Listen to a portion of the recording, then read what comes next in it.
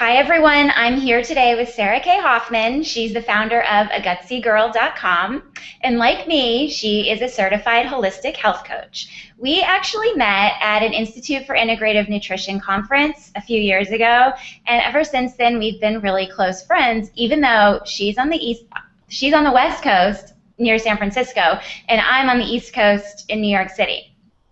Let me tell you, if you're someone who frequently experiences bloating or digestive issues, or maybe you have some crazy unexplained food allergies or sensitivities that you already know about, or you're just starting to explore, you're definitely going to want to catch this interview with Sarah today. In dealing with her own digestive issues, Sarah has become quite an expert on gut health and healing in a holistic way, and I'm totally fascinated by this topic. So I wanted to pick her brain on everything that she knows. So let's turn it over to Sarah. Hi, Sarah. Hi, everyone. Hi, Marissa. Hi, thank you so much for being here with me today. I know you have a lot going on, including the fact that you're a new mom, which brings me to the fact that you wear many hats, and the first of which I want to talk about is founder of the website at gutsygirl.com. So tell us a little bit about this site, how it got started, and your mission behind it. All right, sounds good. So A Gutsy Girl actually started in about 2008 or 2009. I was really sick. I had just gotten diagnosed with colitis, and I was given different drugs and medications, and they just kept making me more and more sick. And so I decided to enlist the help of a nutritionist. And with that, I was going to document my process and what I did, and every day how I was feeling, things we were trying, things that were working, things that weren't working. And so I just started this blog. And it was, at the time, I think it was called something like the Misfortunate Foodie Fitness Junkie, or something very, very random. And when I first started working with her, we tried a very different approach than what I actually follow today, but it was such a learning process that it just kind of like really helped me begin to heal and begin to understand that food could really play into how we heal or don't heal.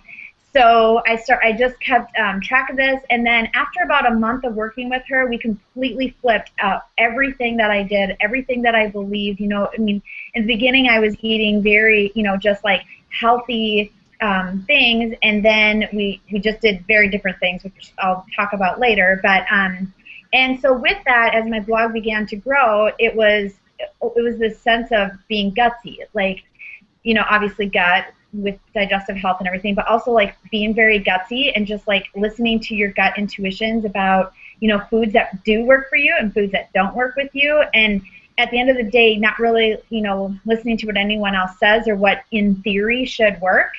And so I migrated over to agutsygirl.com, and that's kind of where I've been ever since. And basically what leads my blog is my mission, which is food and lifestyle versus drugs and medication. Right, so your journey with, I'm going to refer to it for everyone who's watching, I say IBD, which is irritable bowel disease. You might hear IBS, irritable bowel syndrome, and that refers to a group of diseases. It can be anything from Crohn's to colitis, is that, and beyond. There's even more than that, but yeah, well, it's actually irritable bowel syndrome and inflammatory bowel disease.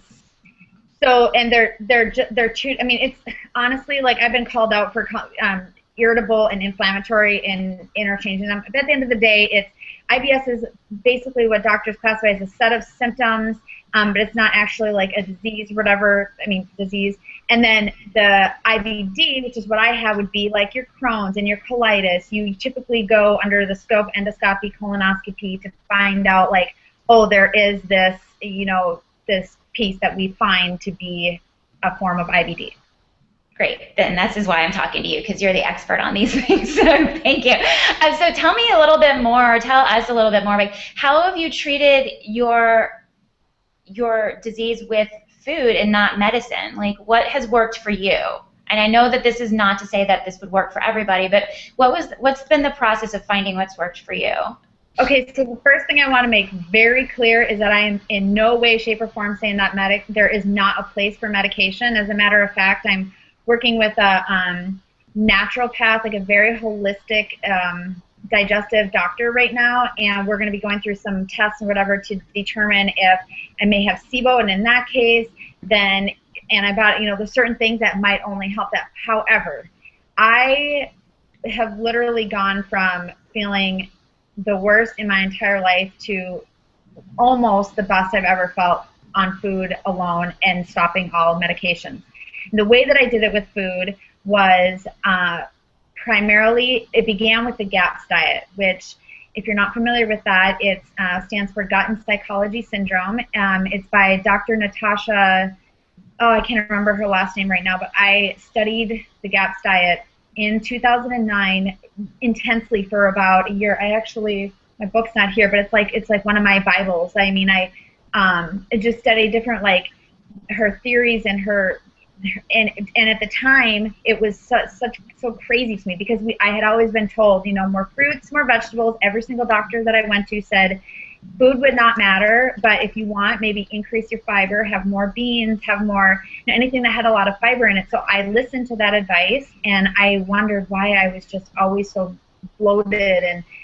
But the GAPS diet is almost 100% different than anything that I had ever been taught. And the GAPS it's, I would say, built around this. In the center, the nucleus of it is bone broth, which is this healing broth that's made with, any kind of organic grass-fed bones. It could be chicken bones or whatever, and then all your herbs and everything, and you make this broth, and you drink it every day. It sounds like this magic potion that's ridiculous, but it really works. I still drink it every single day. My baby drinks it and loves it. It's like chicken broth from the store, only you make it on your own.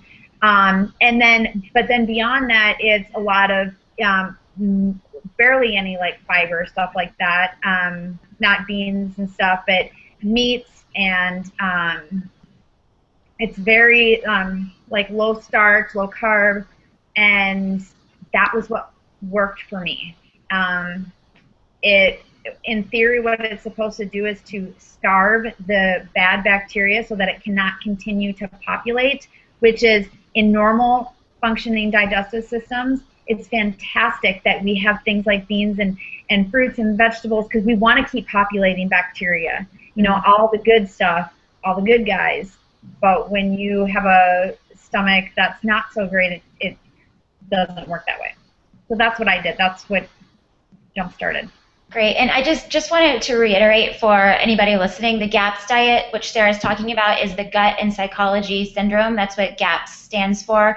And the person who created it is Dr. Natasha Campbell McBride. So if anyone's interested in researching that more, like Sarah has.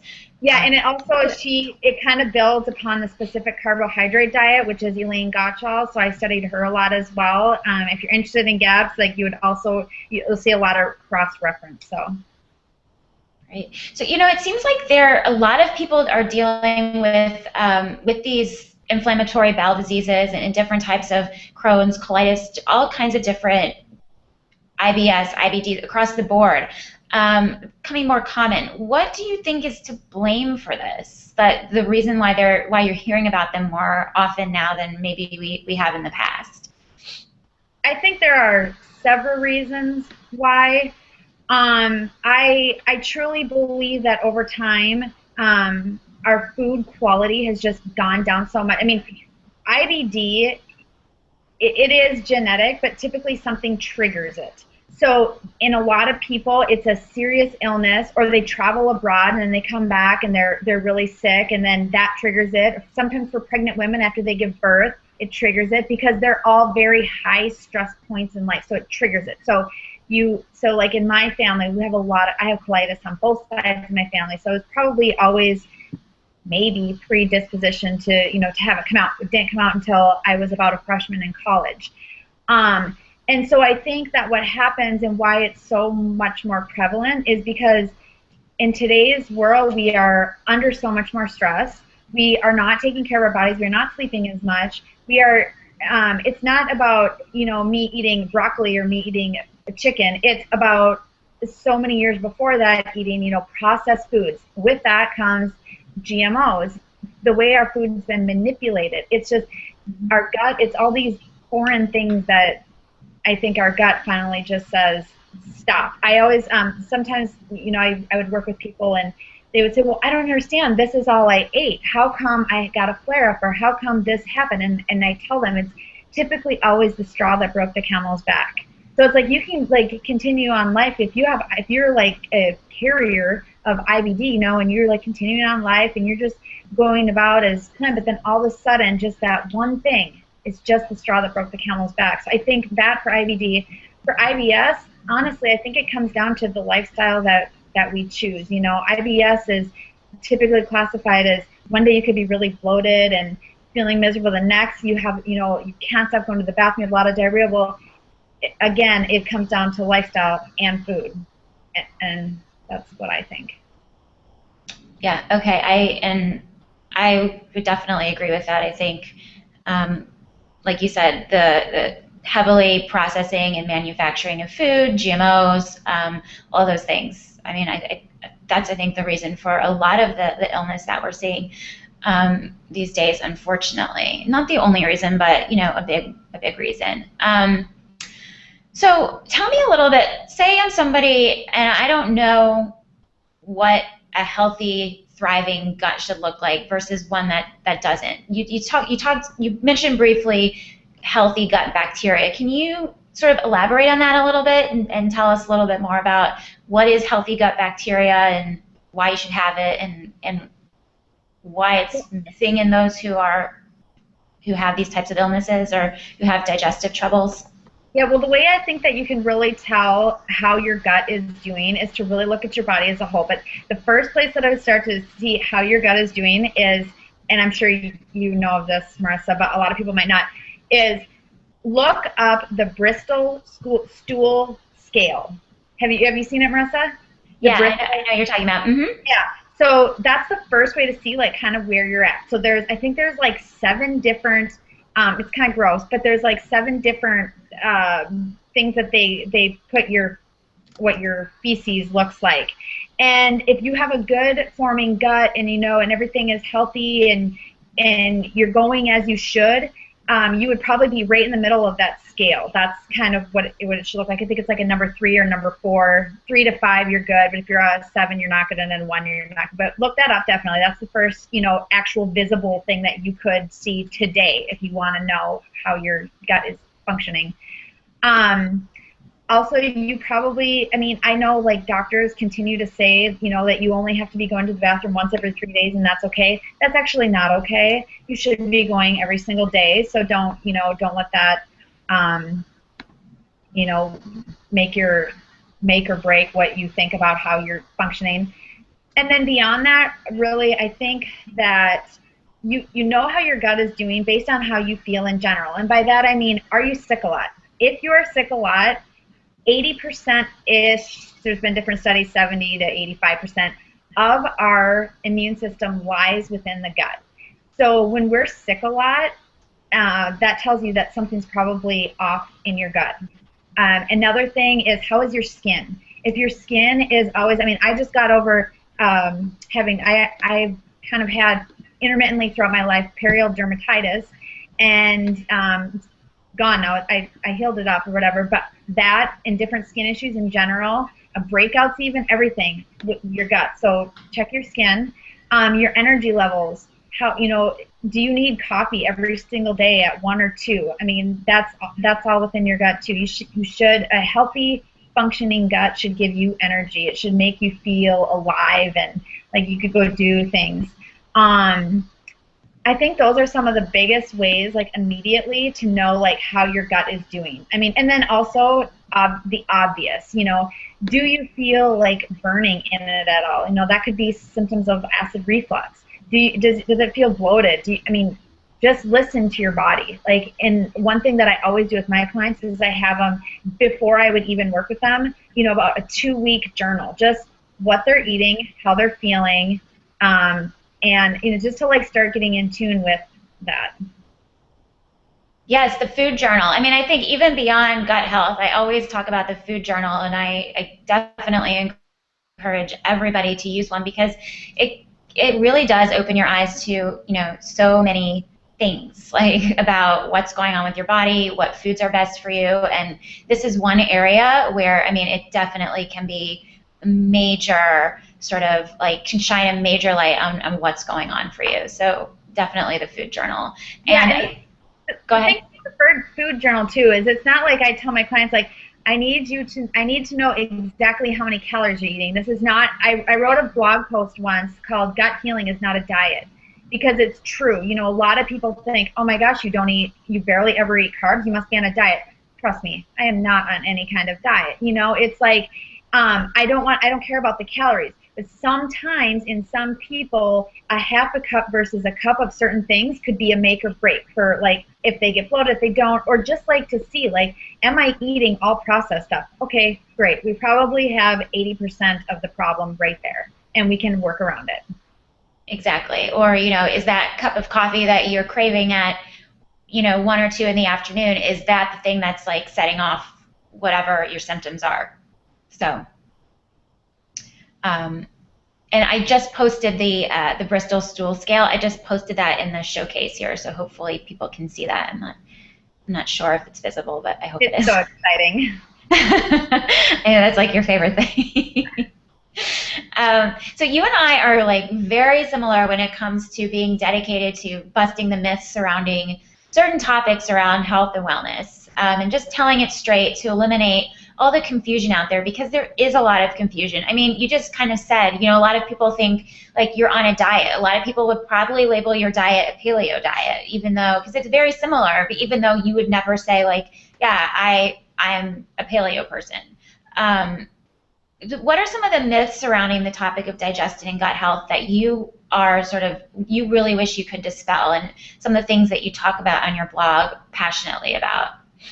Well, I think the first thing would be the whole fiber myth, honestly. I mean, again, in normal people with normal functioning immune systems and guts, like eating a lot of fiber a day is phenomenal.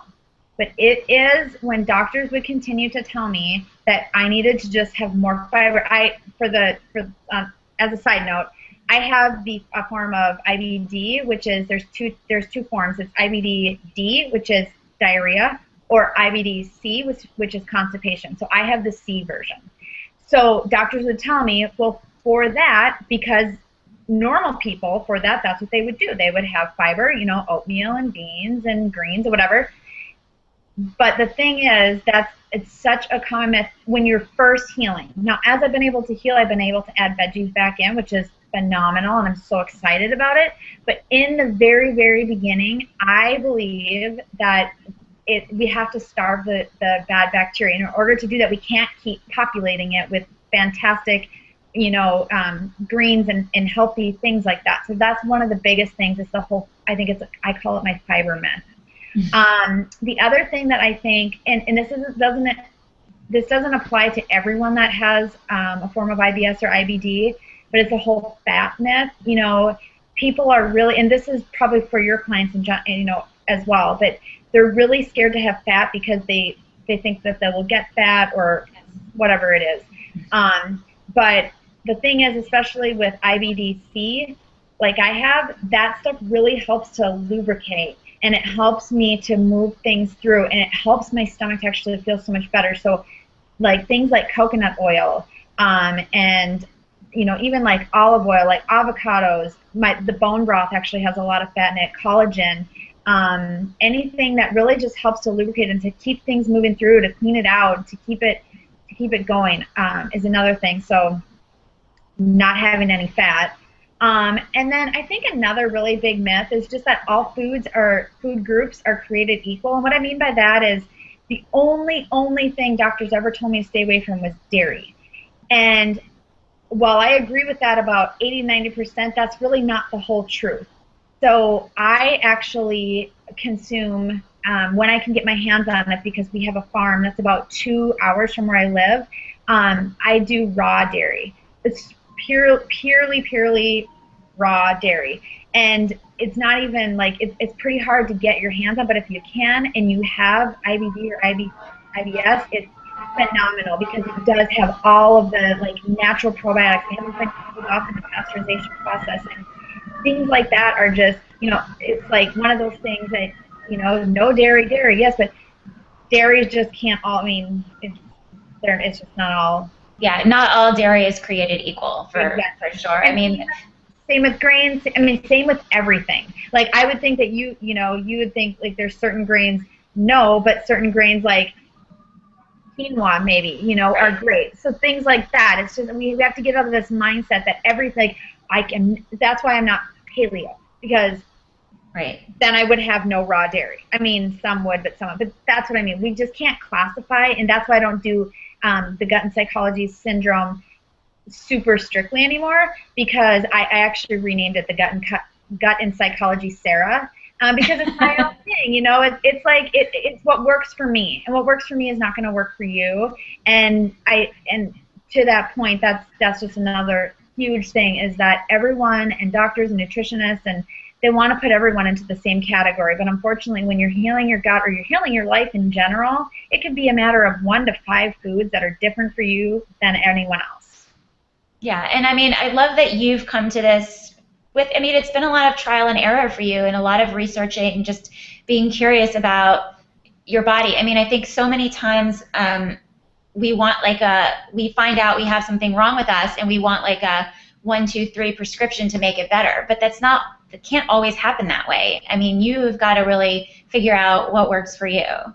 And you've been able to do that. And I mean, I know that you're still on this journey sometimes. Like you said, you just had something go on where you had to explore what you were doing, what you were eating that was and wasn't working for you. So new protocols all the time, and but it's great. It's helping me, and it continues to help me. So. Yeah, and then the thing about, you know, not all food groups created equal, I mean, I believe that so much, because, I mean, this whole thing, we hear low-fat dairy, I mean, that drives me crazy, because like you said, the full fat, the raw dairy, there's so much more nutrients, and there's so much better quality than anything that you can buy that's processed with the fat out of it in a grocery store. So. And by the way, that company is called Organic Pastures. If anyone can ever get your hands on it, sometimes they can't ship across state lines depending on, but the farm's only 2, they're like, I think they're the biggest raw dairy farm in the world too, and there's like 2, they're in Fresno, California, about 2 hours from where I live. So unfortunately, I've been there and seen their cows and seen their process, and I've worn hair down there. I mean, it's important to me, and it was important to me to understand how it could help me. So. Great, and I just posted that link too. I hope people can see it. Awesome. So, you know, I'm really fascinated. I think it's like something like 70% of our immune system is controlled by the health of our gut. Our immune system is actually located very close to our gut, and that's why how we take care of our gut can affect our overall health and wellness, which to me, I'm like so fascinated by this topic. A lot of people don't realize that. So, you know, we talked a lot about food, but what are some other ways that people can sort of care for their gut, whether or not they have any kind of IBD, IBS or not? How can we look after our gut to make sure that we're taking care of our health and wellness overall? So the first thing, I think by far the most important thing, which is probably my biggest downfall currently still, is learning to manage stress. Stress in the gut it's absolutely critical if you are sick in any way, shape, or form, that you manage your stress levels, because they're like this. It's all connected. So in whatever way that you can best do that, do it. I'm religiously working on managing my stress levels better. But with stress, also sleep. Sleep is critical. I've had a few flare-ups this past year, and I'm perfectly honest about it, but I know exactly why. 1 is stress, but 2 is we have a new baby, and with a new baby means you know, in the beginning when we got her, it was maybe, you know, 3 to 4 hours a night I was sleeping. And there's only so long that I did that before it was the straw that broke the camel's back, and I ended up very, very, very sick. So I am living proof. Sleep. We need sleep. Whatever that looks like to you. Some people can do 7. I tend to need more like 9 hours of sleep. So I do the best I can at it now. Moving daily. So exercise is very important in managing our gut health, managing just our health in general. But it's important to like keep everything moving and flowing and processing the way it should. But there is one caveat to that I always also talk about, is that when the gut is inflamed or it's sick in any way, shape, or form, you have to be careful to not overdo it. So I know you're training for a marathon right now, and I have these wild, crazy dreams to start doing, you know, total long distance stuff again. And I know I'm gonna heal my gut to a place where I can do that. But for right now, the last time I trained for a half, I didn't even end up finished training for it because I was having flare-ups all the time. Yeah. So that's something to, you know, in normal people, it's long distance is phenomenal, awesome if that's what you want to do. But there's this fine line, this, you know, crazy type of balance that we need to find between getting enough but not getting too much exercise. And then, you know, and then food, like we have discussed almost this whole conversation. And then I really think there's just 2 other things. One is, and it's kind of a weird thing that people don't really think about too often, but it's true. It's relationships. I know we talk about this a lot at the Institute for Integrative Nutrition, but really like relationships, because that builds into our stress levels. Mm-hmm. So, you know, it's like having people around you that are very like positive and that support you in your journey and what you're doing, and, you know, aren't saying, you know, making negative comments about things that you eat or the way that you're choosing to live your life so that you can get better. I think that's really, really, really critical and really important.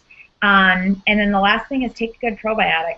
It sounds really simple and whatever, but and I don't ever really typically discuss like how much you should take. You should find that out from your doctor, your nutritionist. But I will say that, you know, as I've been healing, I've taken anywhere from 50 billion to 200 billion in a day. So it just, for everyone it's going to be different, but I really recommend a quality probiotic. I was going to ask you about probiotics, so I'm glad you mentioned that. Oh, you are? Sorry. Yeah. No, I'm glad you said it. I don't to ask. Awesome. So, okay, great. So this is really good information, and I love that you said sleep, because I say it all the time. Sleep is free. You have to get enough of it. There is no excuse not to, because it's free. So take it, get it while you can. Unless you have a newborn, then get it right after. Unless you have a newborn. Tell us about Samara. I wanna talk a little bit about her, because she is just the most precious thing, and you talk about her on your blog a little bit. So tell us a little bit more about her. Yeah, I mean, I can keep it really brief about her. Although if you go to agutsybaby.com, it also goes to my website, because that's what she is a gutsy baby, kind of, because we're adopting her. And she was born at 26 weeks, and so she's had a few challenges along the way, but the really only challenge that she's had is she has acid reflux. So, but I didn't know that when we got her, and I didn't even know that when I bought agutsybaby.com, but she does. So she just turned a year last Friday, and she's quite obviously the love of our lives, and she is thriving, and people do not believe me, but I'm telling you, if you come to my house or anything, the kid, she loves bone broth and she loves coconut stuff. She can't, this morning, she didn't want anything to do with anything except for the broth and her coconut milk. It's pretty interesting. So I try to do things on my website too for new moms, and like different recipe ideas and things with babies. I'm developing a few recipes right now to put on my blog, but yeah, so it's been kind of a fun little adventure too, having a real gutsy baby. Yeah, and it's great that you are sort of you've caught it early. You've caught that she has this acid reflux early, and that you're taking preventative measures, and hopefully this is going to prevent anything that could happen down the road with her digestive system. Is that sort of how you're looking at it? Yeah, exactly. So, I mean, you know, the truth is, and this goes back to medication and everything as well.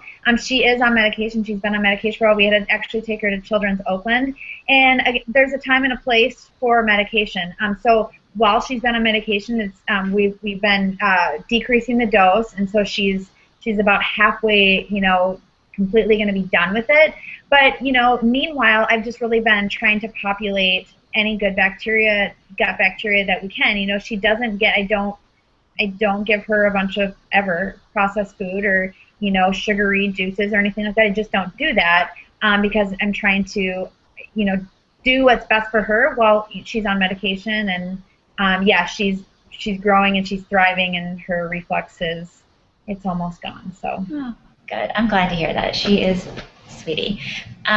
So you have a new endeavor, because in addition to being a health coach and a blogger and a new mom, you are also an entrepreneur, and you have created your own nut butter line called A Loving Spoon. So talk about A Loving Spoon. Tell us about it. Where can we get it? Why is this something that you are passionate about? So A Loving Spoon actually was kind of born from A Gutsy Girl and my clients. What would happen was my clients would always say to me, okay, I really like the recipes that you make. I like that you talk about them. I like that you give them, but I don't have time to do it. Can you just make a product and I'll buy it? And so the wheel started to get, started turning.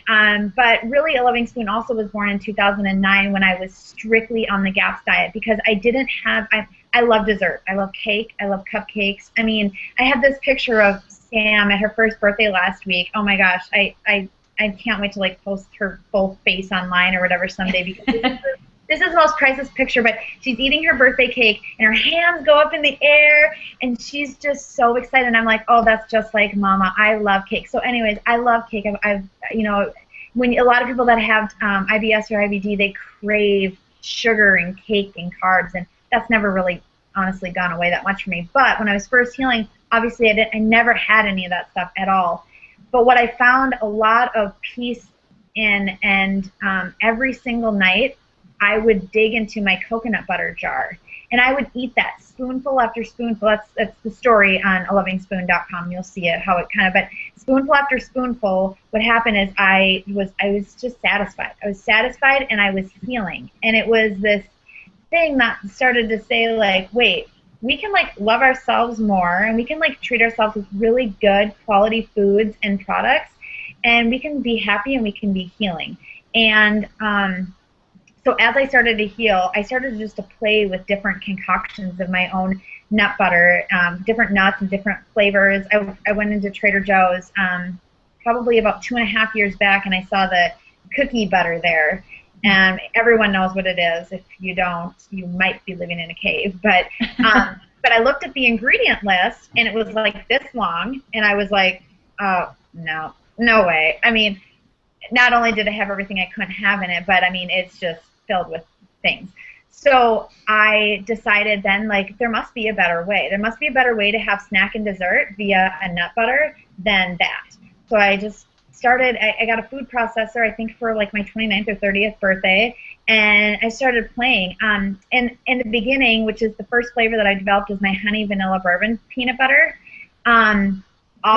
Which is delicious, and I have eaten a whole jar in maybe like 2 days.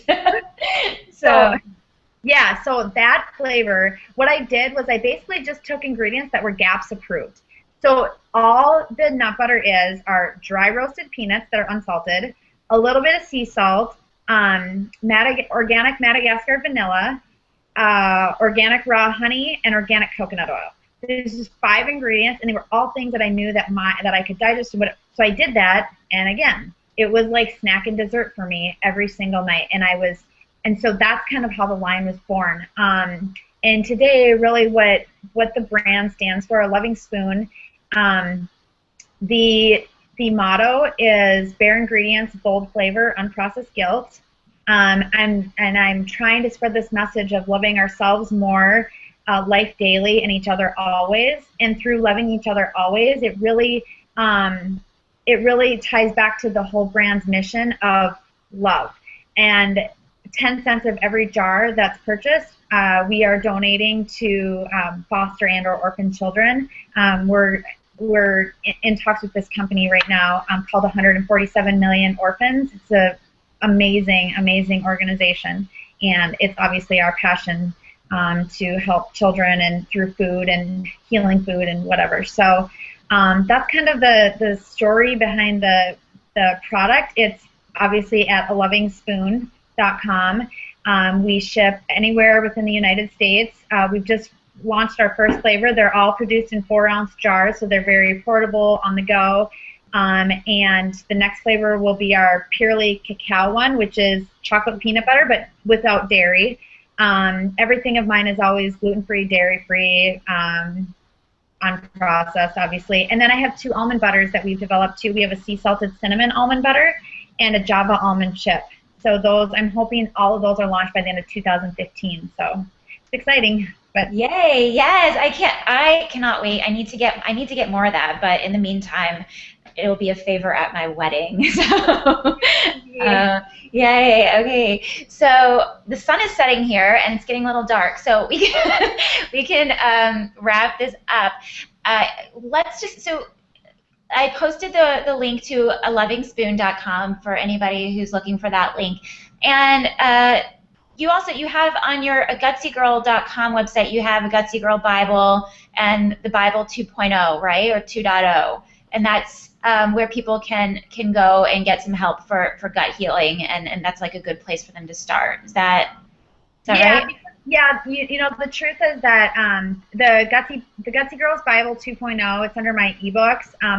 That's really the best way to. It's like, I think it's like 100-some pages or something to really understand, like, and start to go through your own journey. We have like a private Facebook group and everything for it too, because truth is that, like, with having, you know, the baby and my business and everything, I don't do much actual health coaching anymore. So if you want a phenomenal health coach, use Marissa and get my ebook to have a little bit of help. I mean, because that's the truth of it. You know, I try to refer out amazing health coaches when people ask me now, but my ebook's always there as well for some additional information. Great. Well, thank you so much, Sarah. It was awesome having you on. I know that you and we are very connected on social media, but we don't always get to talk face to face, and I'm really happy that we got a chance to sit down and that you took some time out of your busy day and away from your beautiful baby to talk to us. So thank you so much. This was super helpful and really great information. So I'm really happy to have you on. Thank you. Thank you, everyone. Thank you, Sarah. Bye-bye. Bye.